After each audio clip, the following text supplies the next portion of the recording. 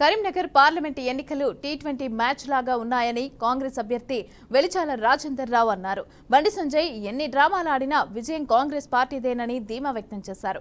మంత్రి పొన్నం ప్రభాకర్ తో పాటు ఎమ్మెల్యేలు ఈ ఎన్నికలను ఛాలెంజ్ గా తీసుకుని పనిచేశారని చెప్పారు. అధిష్టానం తనకు టికెట్ కేటాయింపులో కొంత జాప్యం జరిగినప్పటికీ 15 రోజులలో రోడ్ షోలతో ప్రచారాన్ని చేశామని తెలిపారు. ఇక దాదాపు 15 లక్షల మంది ఓటర్లను కలిసి ఓట్లను అభ్యర్థించామని తెలిపారు. ఇక హుజూరాబాద్, సిరిసిల్లలో జరిగిన రేవంత్ రెడ్డి జనజాతర సభలు విజయవంతం అయినప్పటికీ కరీంనగర్లో చేపట్టిన జనజాతర సభకు వాతావరణం అనుకూలించక రేవంత్ రెడ్డి ప్రోగ్రాం రద్దు చేసుకోవాల్సి వచ్చిందని అన్నారు. ఇక కాంగ్రెస్ పార్టీ 6 గ్యారంటీలను కూడా ప్రజల్లోకి తీసుకువెళ్లడంలో సక్సెస్ కాగలిగిందని అన్నారు.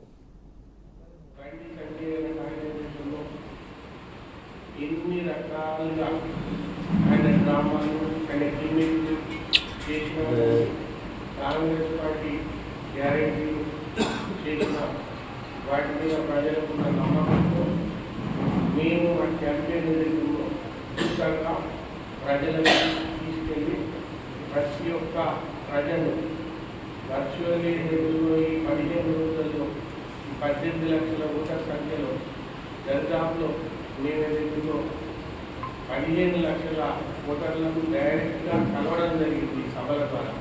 ఇన్ని సభలు 40 మండలాలలో నిర్వహించిన సభలు, 6 మున్సిపాలిటీలలో నిర్వహించిన సభలు, కార్పొరేషన్లో నిర్వహించిన కార్నర్ మీటింగ్లు, ముఖ్యమంత్రి గారి సభలు, రోడ్ షో, ఇవన్నిటి ద్వారా దరిదాపులో 17 నుండి 18 లక్షల ఎలక్టరేట్లు డైరెక్ట్గా కలిసి వారితో ఎప్పుడు కాంగ్రెస్ పార్టీ ఏం చేయబోతుంది, బండి సంజయ్ గారి కార్యక్రమంలో ఎంత పెద్ద ఫెయిల్యూర్ చెప్పడం జరిగింది.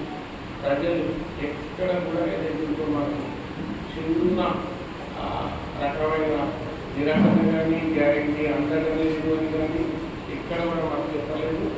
వాళ్ళు ఆల్వేస్ వెల్కమింగ్ స్మైల్ ఉద్దేశంతో మా దిక్కు థమ్స్అప్లు చేయూట్లు మిమ్మల్ని తప్పకుండా గెలిపిస్తామని చెప్పడం జరిగింది. నేను ఒక్కొక్కరికి పేరు పేరున నా కృతజ్ఞతలు, ధన్యవాదాలు తెలియజేసుకోవాలి. కుటుంబాలందరికీ, మా లీడర్లందరికీ, మా కాంగ్రెస్ పార్టీ కార్యకర్తలందరికీ, మా ఎమ్మెల్యేలకు, మా ఎమ్మెల్యేలకు, మా మంత్రి గారు పొన్నం ప్రభాకర్ గారు ఆయన ప్రెస్టీజ్గా తీసుకునేందుకు ఆయనే మొత్తం హుస్నాబాద్ నియోజకవర్గంతో పాటు 7 నియోజకవర్గాల్లో ఆయనే సర్వేశ్వరుడు లాగా మొత్తంగా తిరిగి టోటల్గా ఆయన పర్యటన తీసుకొని